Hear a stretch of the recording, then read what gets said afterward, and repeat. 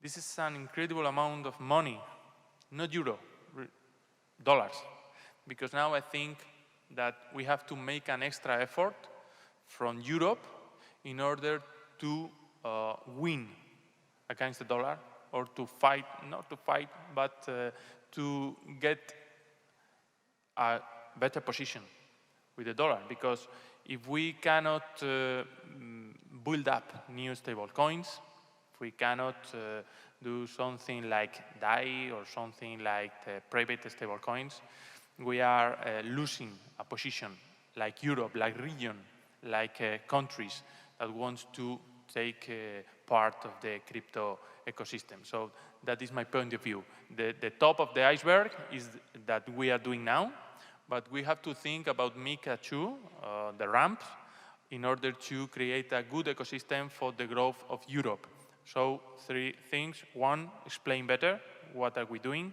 2, self-regulation of the decentralized finance. Self-regulation is good for the protocols, it's good for the enterprise, and it's good for people who own crypto assets or tokens. And 3rd one, show how crypto benefit all people. That is the 3 points that I want to point out.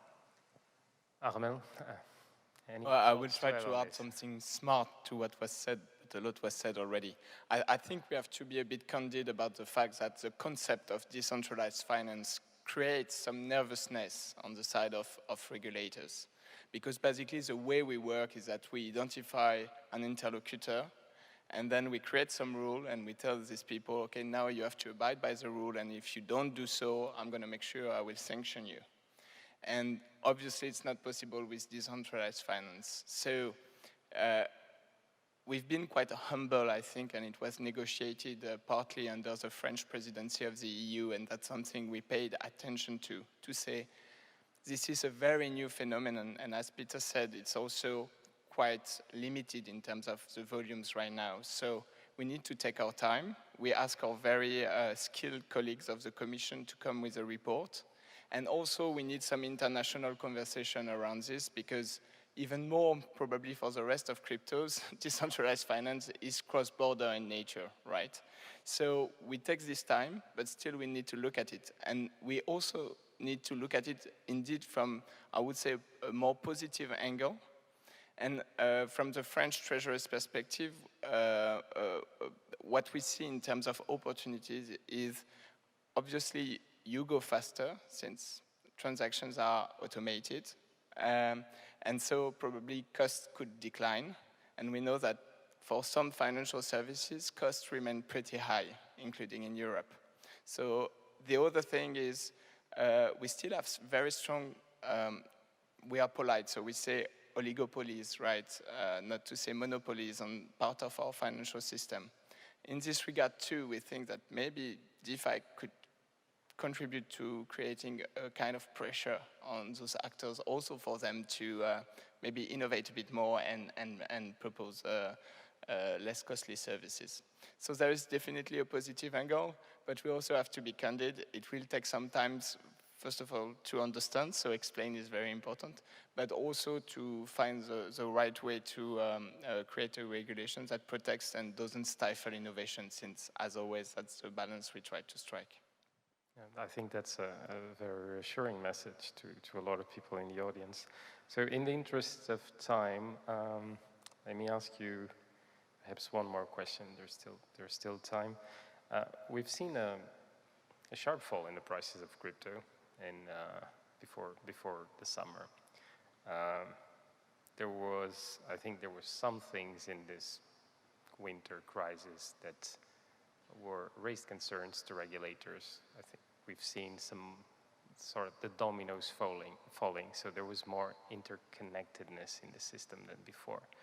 On the other hand, by many metrics, this crypto winter is less acute than previous winters. Which sort of suggests that the industry is consolidating, or is evolving, is maturing, sorry. How is this changing the way regulators look at the industry? I can start with you now. Okay. So maybe to broaden a little bit the scope, I think from, at least in France, public authorities' perspective, we see some opportunities, but the jury is still out, if I talk to my minister, for example, on is crypto, Web3, all this innovation a revolution, an evolution, or more of limited impact on the rest of the economy? And so I think it's also up to you in this room to come with projects and to develop your projects in a direction that will clarify a little bit this debate, that it's more than just a very limited evolution. And in that sense, the crypto winter, rather confirmed the fact that at this time, at least, the interconnectedness, and Peter alluded to this already, remains very limited. Also, the volumes, the total volumes of crypto in the total volumes of financial services remain also very limited at this stage. So I would say the level of concern on our side was limited, even if where we have real concerns is for retail investors who've put their private savings massively in crypto. We know that the impact can have been quite dramatic.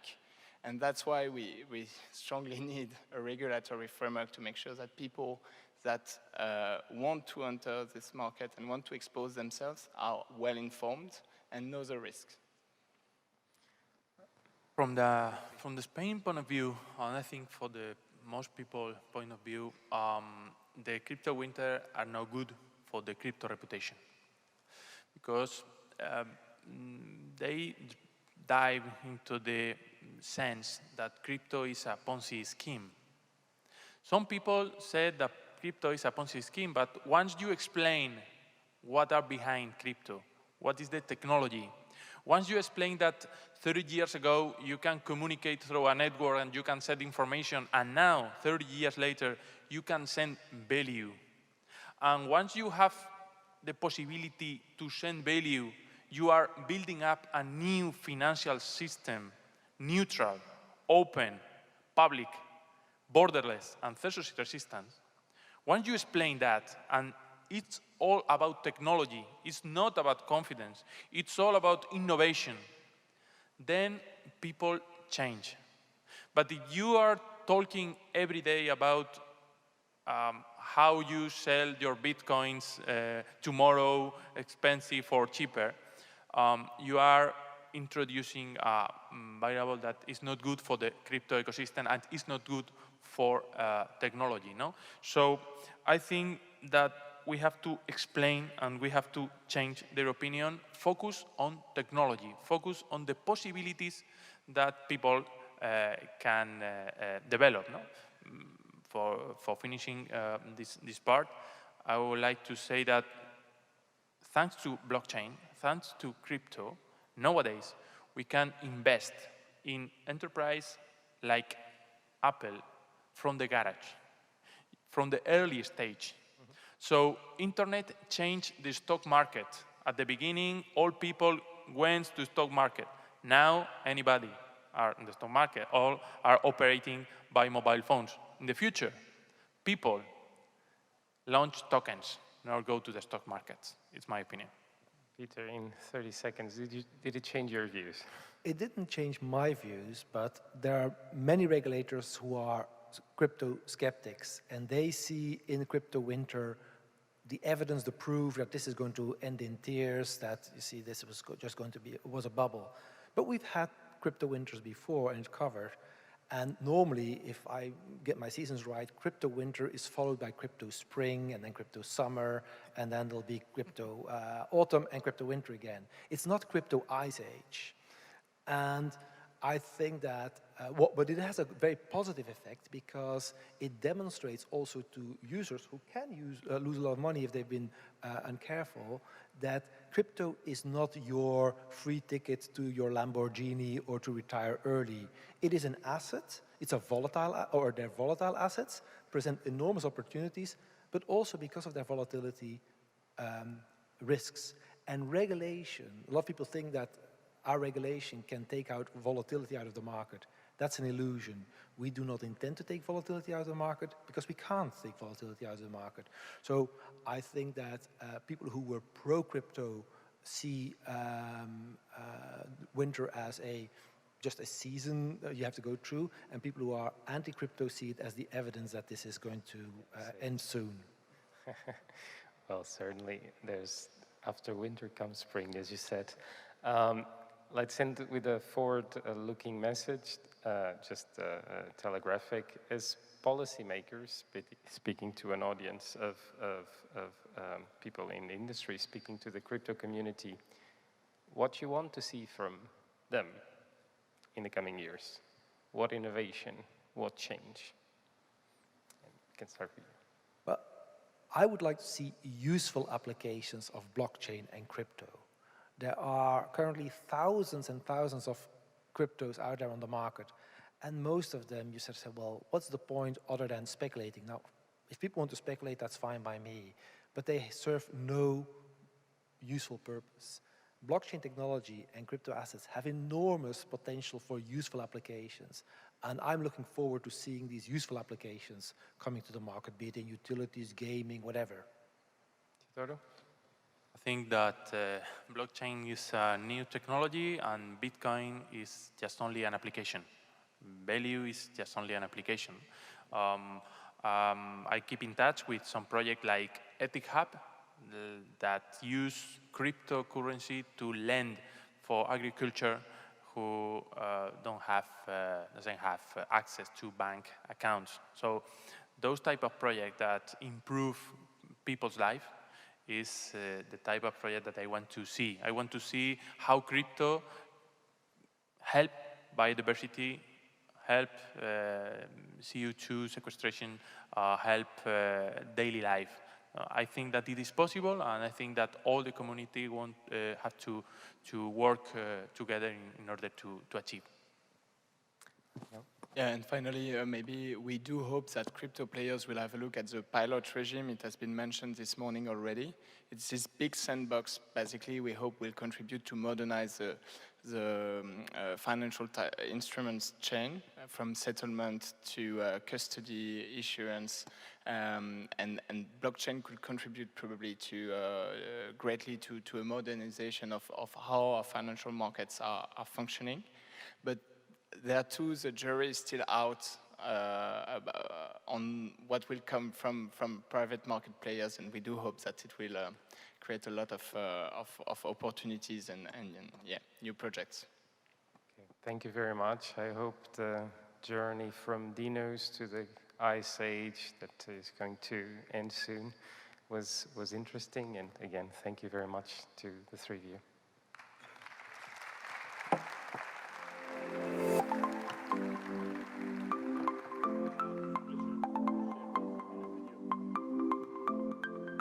Thank you, Hugo, and of course your guests for really clarifying a subject that can sometimes be quite tough to grasp. Of course, the whole blockchain industry has a great need to support responsible legislation, and discussions like these are exactly the kind we need to be having.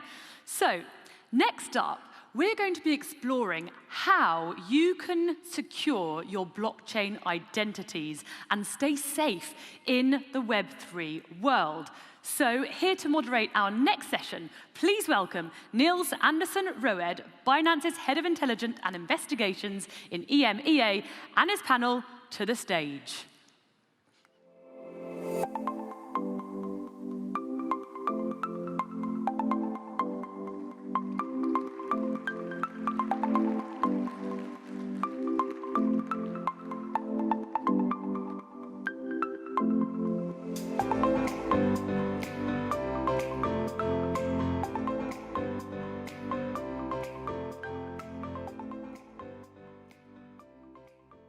Thank you very much for the warm welcome.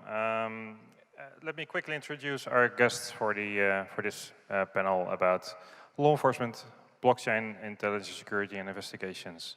To the left of me, we have Aruna Costa. She's the VP of Government Solutions at Elliptic, and she leverages her deep experience as a practitioner in financial crime and fraud to advise Elliptic's public sector customers on the evolving risk of crypto assets. supporting government agencies to successfully leverage blockchain analytics to detect and investigate financial crime. And with over a decade in traditional forensic investigations, financial crime prevention and compliance with Kroll and EY, Aruna applies a real-world experience when guiding customers on how to best use Elliptic's crypto AML software and services. Thank you very much for being here. And then next to her we have Philip Aman. He's the head of strategy at European Cybercrime Center, EC3. And EC3 strategy is responsible for assessing and acting on relevant trends and threats related to cybercrime and cybersecurity. And other key areas of responsibility include providing strategic support to investigations, prevention and awareness, capacity building, and engaging with EC3's industry advisory groups. And Philip has worked in various fields, including the financial sector, global disarmament, international investigations, and on issues related to safety and security in cyberspace. Thank you. Then we have Guy Gino. He's the special agent with Homeland Security Investigations based in Portland, Oregon. And he's worked in federal law enforcement for over 27 years, where he has primarily worked on money laundering investigations involving narcotics trafficking. In 2013, Guy initiated an investigation into the sheep marketplace with a theft of 5,400 Bitcoin, where he used the blockchain to manually trace and document the theft. And his effort led to the successful prosecution of the offenders and subsequent seizure of stolen Bitcoin. And it was HSI's first independent investigation related to the illicit use and money laundering of cryptocurrencies, and since that case, Guy has served as the lead investigator on dozens of investigations targeting darknet narcotic vendors. And he also shared his knowledge and experience by providing training to hundreds of state and federal law enforcement officers and regulators globally.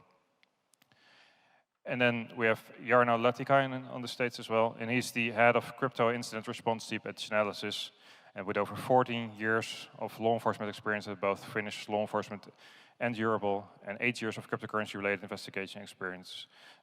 He joined his current team, and he has been working on ransomware, dark web, hack incidents, scam, money laundering cases, and all around the world. So we have a lot of knowledge in this panel, and we're going to discuss a little bit more about the blockchain security and also the cryptocurrency investigations. So to start off this panel, I would like to ask you, Aruna, what do you consider to be the main threats the cryptocurrency world is currently facing?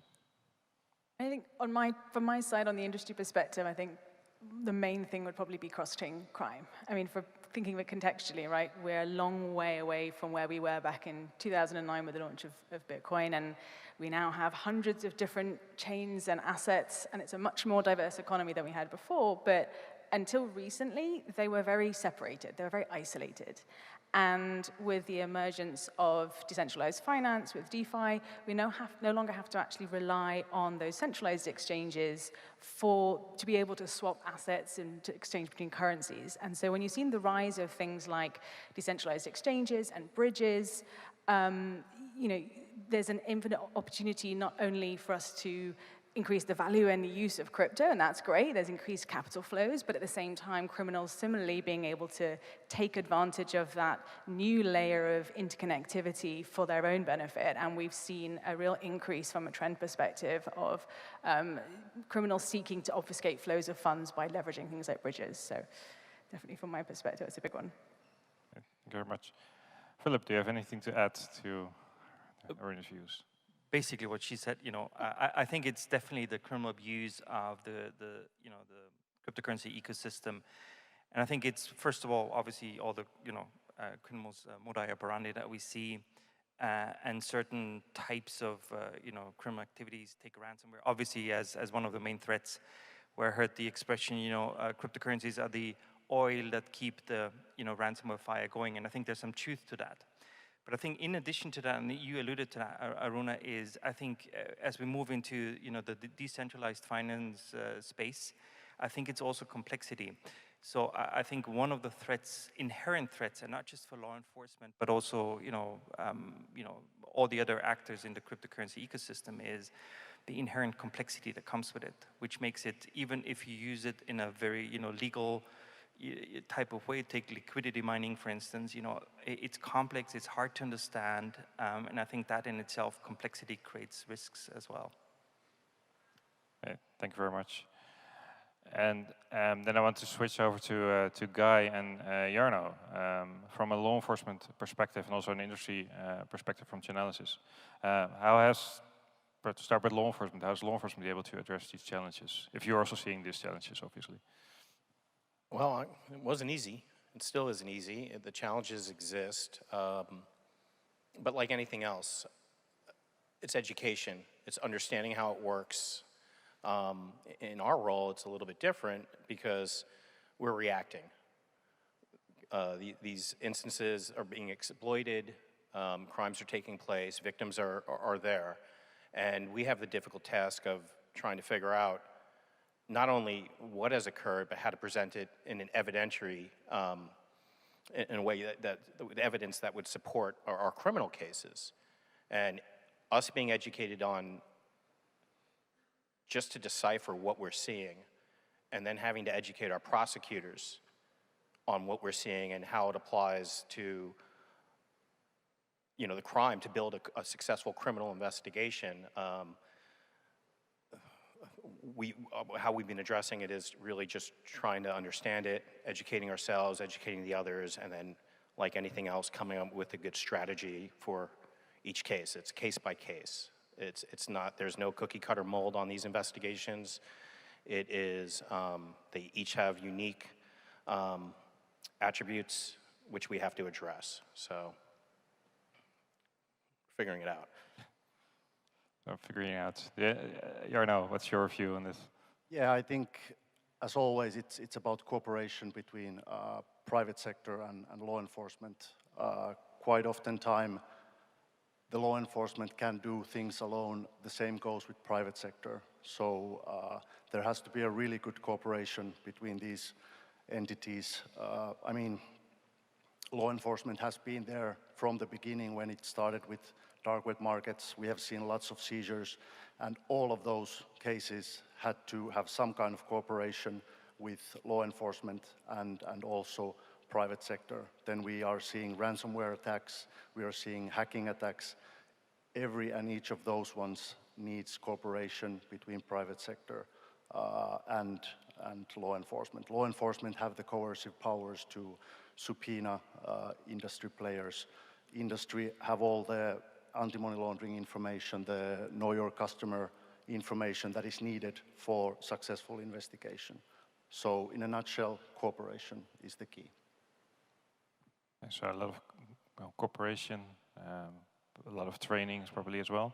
And if you look at the individuals and the institutions that are currently facing these new threats, to start off with Aruna in this case, what can they do to help themselves to sort of better protect them against these new challenges?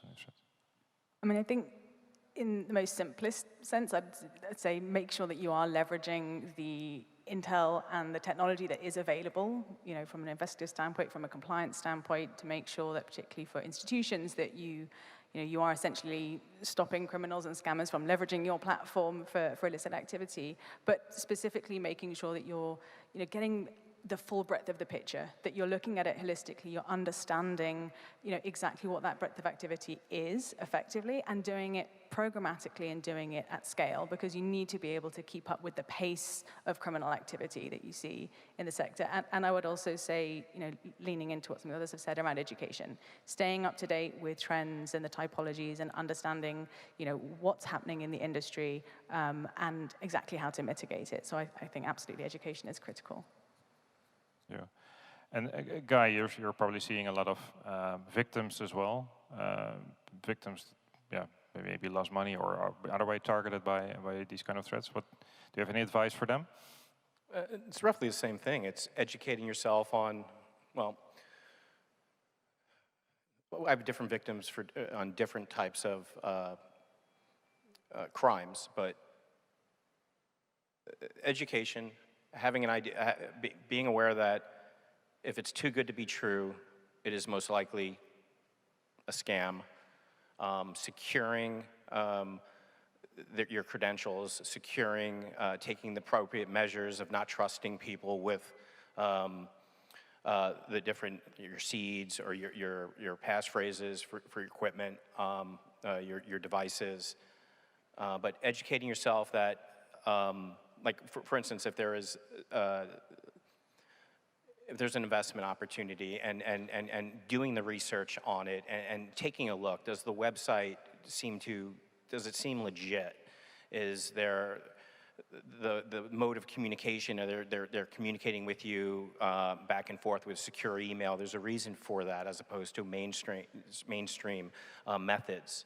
And take a deep breath. Don't just dive into something. I see a lot of victims that just jump at what they fear of missing out, and in doing that, they expose themselves and they're exploited. So education, taking the proper steps to secure where your assets are, kind of common sense type stuff, and don't rush into anything. Research it.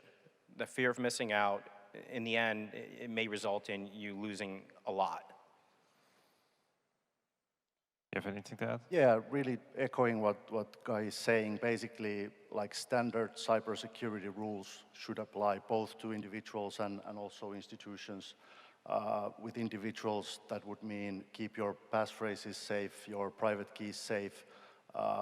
With your emails, don't click every link you're getting. Basic stuff, really. And when it comes to institutions, I think you need to have proactive measures and also reactive measures. So you need to make sure that your code base is intact, it's solid. Also that your like culture in your organization when it comes to cybersecurity is safe concerning emails, external comms, and so on. And then if something happens, you also need to be prepared to know what to do if the worst happens. So basically, how do we secure operations? How do we make sure that our customers are not suffering too much? How can we recover funds? Also, how possibly we can identify the suspects who were doing this. So yeah, it's a variety of things that needs to be taken into consideration. Thank you very much. Then the next, slightly more like technological view on it. If you look at the blockchain system, and it's like a permanent, in most cases, very transparent ledger as well. So it offers the potential for full transparency in a way that's not being seen in other industries before. Do you have any examples that you can share with the crowd and with the audience that has this transparent blockchain technology has been used to provide some new ways or some new developments? Aruna, do you comment on that?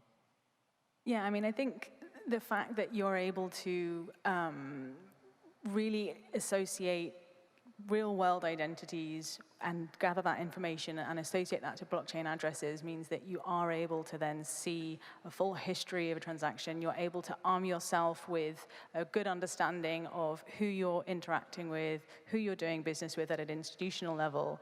And as a result, you're actually armed to be able to make much more efficient risk-based decisions. It also can make it more complex to make those decisions. I think that's the other side of that coin. And I think you see the likes of sanctions in the case of Tornado Cash, and on the one hand, it's great. You can see the full history of all of your transactions, and you can understand the exposure that you have to a sanctioned entity, but then the flip side being then to navigate your response to that and how you'll handle something like that. So I think that the level of transparency definitely arms people with more information, but it also gives opportunity to people, right? Being able to, thinking of something like the Ukraine with the Russian war and being able to, get funds sent directly to using Ukraine DAO, you can actually understand exactly where the money is going. And Jarno, you're probably seeing it in your work as well.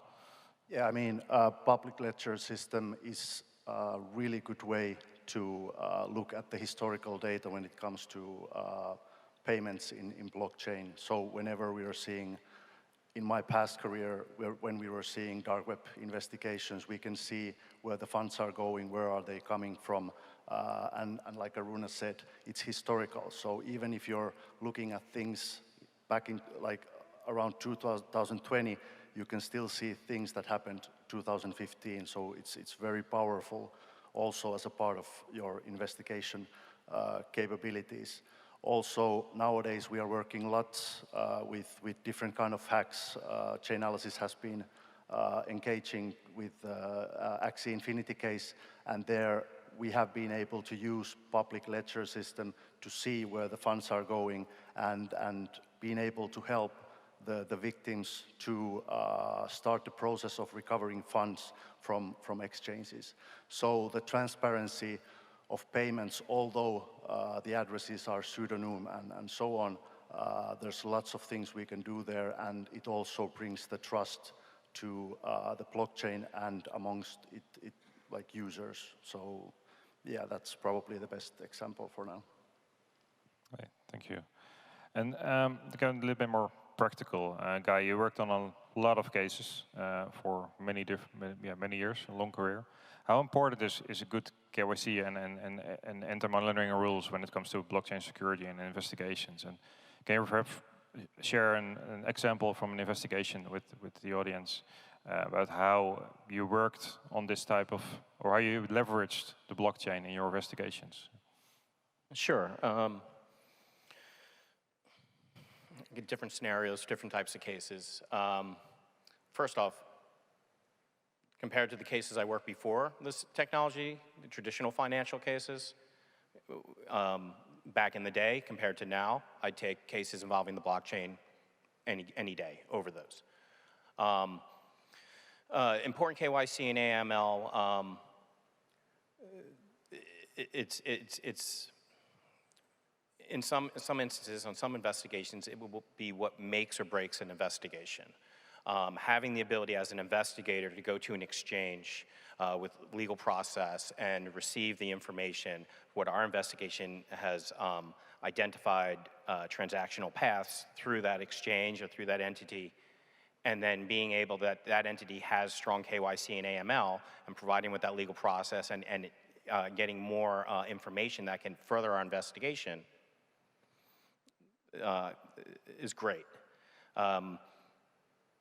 In some of my investigations, all I would have would be a blockchain transaction. I work a lot of overdose death investigations where the source of the narcotics, the fentanyl, would come from the dark net, and the only clue we have is a phone. And being able to see that they have certain apps downloaded but can't access them, or the messages are deleted, and identifying that the victim had a cryptocurrency account with an exchange or had a specific seed word list or something like that that would allow us to access the historical transactional path, and then running it through the block explorer forensic tools like Chainalysis and Elliptic and others, having the ability to do that and then see that their paths during the time frame of the death or just leading up to the death would show that a transaction occurred with that specific entity, darknet marketplace or whatever. That's extremely beneficial. Without having that, those cases would not be solved. So I think that exchanges and entities that have to employ very strong KYC and AML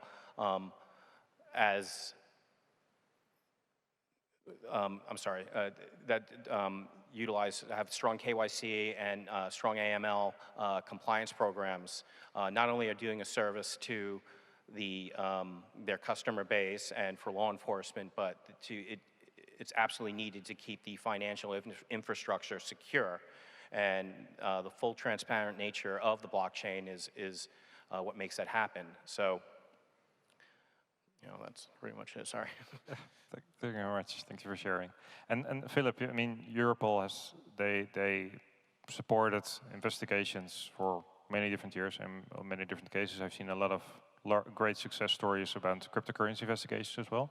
Do you have the, can you share, I'm not sure if you can share too much details, but if cryptocurrency is part of the investigation, does it make it more complicated or more difficult to investigate these cases? Is it different at all? Well, first of all, I couldn't agree more with Guy. I think having good KYC measures and protocols in place and AML protocols and procedures and processes in place is absolutely key. I mean, it's key, essential for the whole financial sector.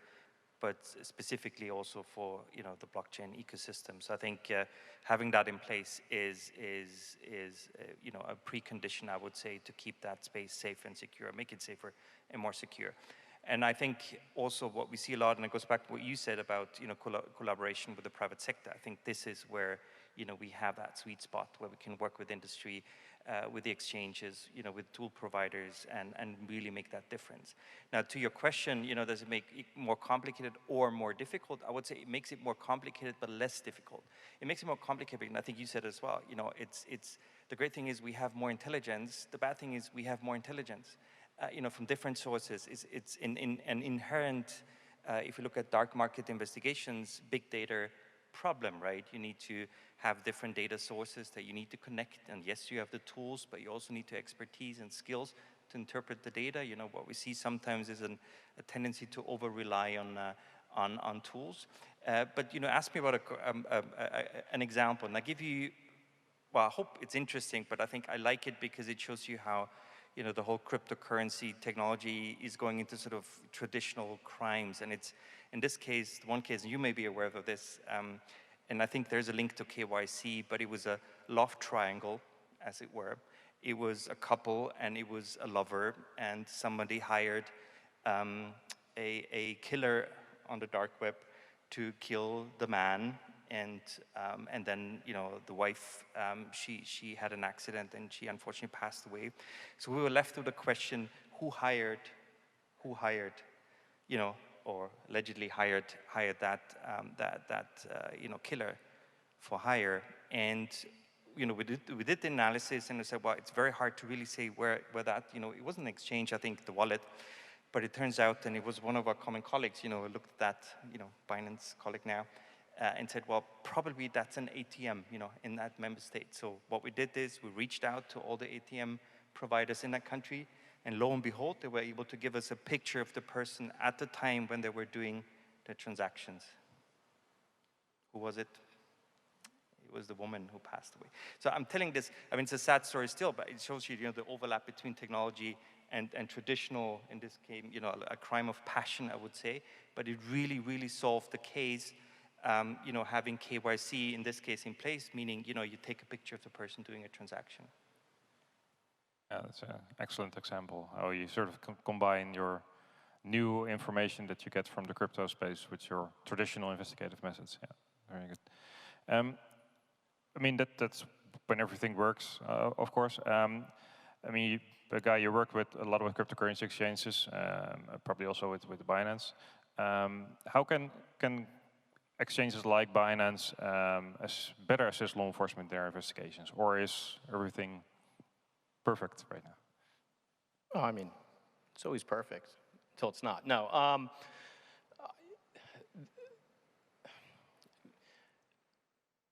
I think one of the main things that if any of the people from the industry that are dealing with exchanges takes from this is when law enforcement's requesting information, it's having it in a readable format would be helpful.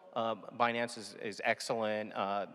Some of the major exchanges are excellent in how they present the information. There are others that just give you a data dump, and it slows down our ability to process and analyze the data.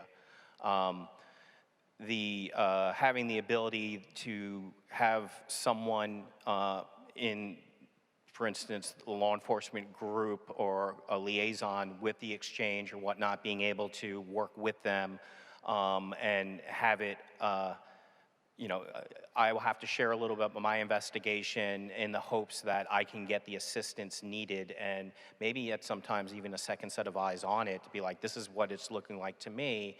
Am I wrong? Having that, building those relationships, the cooperation like you spoke about, is promoting that, internally for these exchanges to say this is a good thing, reach out and provide education on what information, if they ask for it, they can get, and that's extremely helpful. So I would say that cryptocurrency exchanges like Binance and like others on it would be answering the legal process, of course, in a timely manner, ensuring that the format that it is presented to us is something that's easily digestible by us, and then being open to having a real person being able to speak to them or have it referred to speak to them, that we could collaborate and discuss our concerns, or maybe at times we need the data to be explained to us. Not all law enforcement understands this, but they are still working the cases to their best of the ability. Majority of the people on this panel here, we didn't have training back in the day when we worked these. We had to figure it out ourselves, and there are a lot of newer investigators and whatnot are in that same boat. So I believe that would be helpful for the industry to know. Okay, thank you. And Philip, you probably get more information from other countries as well. What's the experience? What's the feedback you hear? Well, first of all, I think we've come a long way. I think what we see is a large majority of cryptocurrency exchanges really sort of proactively seeing the interaction with law enforcement, because guess what? They want to have a clean and legal business, and they want to minimize and mitigate any sort of criminal abuse of their platforms. And I think that's a huge step forward.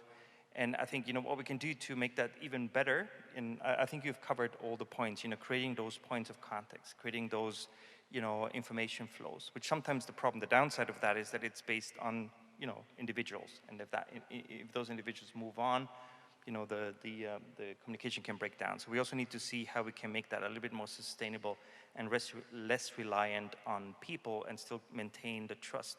What I would add though is and you said that, often we're still very much reactive, and I think switching to a proactive approach, which is something we're trying to do, is I think that's where I think, again, I think there's a lot of potential working with, exchanges and other providers to see, what is in the pipeline? What are you going to do? Look at decentralized finance. What are the new sort of financial mechanisms that you want to develop? And, can we be part of this ideally to do, make sure it's, security and privacy by design is all part of it, and we know actually what's coming, and we're prepared to deal with that. So I think that's certainly an area where I think there's still a lot of potential to further improve the collaboration, and also work together to, identify the bad eggs and the bad actors in that space, and work together. And maybe as a last example, and this goes, because we have two companies present here, when it comes to training education, one of the things we did, and I think you were still with us when we developed that, we developed a tool using gamification for law enforcement called CryptoPol, and really teaches you from, what is a cryptocurrency up to how do you use tools like Chainalysis, Elliptic, to follow transactions. And I think, and those companies kindly enough give us the licenses, for free for people to train. And I think that's another area where, we can hugely benefit from industry and other experts and have that collaboration. Thank you.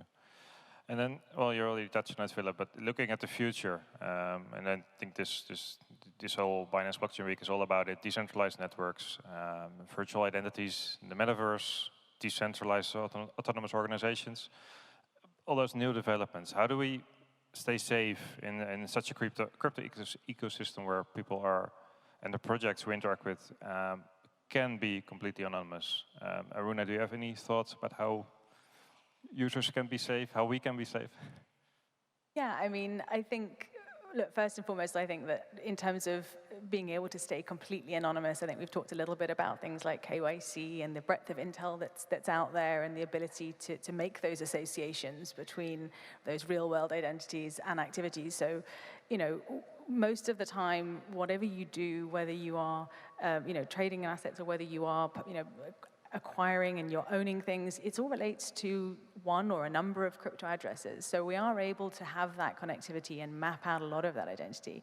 But I think that in terms of how we stay safe, I think that, whether it's technology providers and analytics providers like myself or anybody across the ecosystem, we've talked a bit about education. I think that's really, really critical, and it's something that we all have a responsibility to share that information that we find, to be able to share emerging trends that we identify as we identify them, because we all have to benefit from it. And if we're going to work together effectively to be able to stay safe and keep each other safe and keep the infrastructure safe, we have to make sure that we're working collaboratively and in partnership, for sure. Bernard, do you have anything to add on that from your point of view? Yeah, I mean, I think whenever it comes to new technology, inevitably there are wrongdoers that will try to benefit from that, and that's also part with the decentralized network. We have been seeing that already. But I think the key really comes from inside the industry, and again, the cooperation with lawmakers, regulators, law enforcement. So basically, when the industry itself picks up the weaknesses that can be used by wrongdoers to make the new technology fragile, unsafe for people, then this is something that needs to be corrected before any kind of mass adoption. So in that sense, it's really up to the industry itself, together with key stakeholders, to try to, first of all, spot those weaknesses and then try to tackle them in a way that everyone can stay safe. And I know this is a pretty general answer, but I think it applies to all the new technology developments. We never know what is coming to us in 5 years or 10 years. So this should be some kind of automation that the players who are working inside the industry clean it by themselves with help of others, of people that are also interested in lawmakers' side regulation and law enforcement. Okay, thank you. So if I sort of try to, well, summarize what you all discussed, it was, if you look at the users, it's do your own research, educate yourself, be careful what you do in your systems, don't do crazy things that you otherwise shouldn't do either. I think you touched on that mainly, Guy. And then from the industry perspective, we need to work together as an industry. I think that's a very important one. And then of course also with law enforcement as well. There's a lot of, I think it's a very powerful combination probably. That's what I got back from you guys. Are there any final thoughts that we haven't yet touched on that you think should be discussed here? Otherwise, let's see, where am I? Yeah.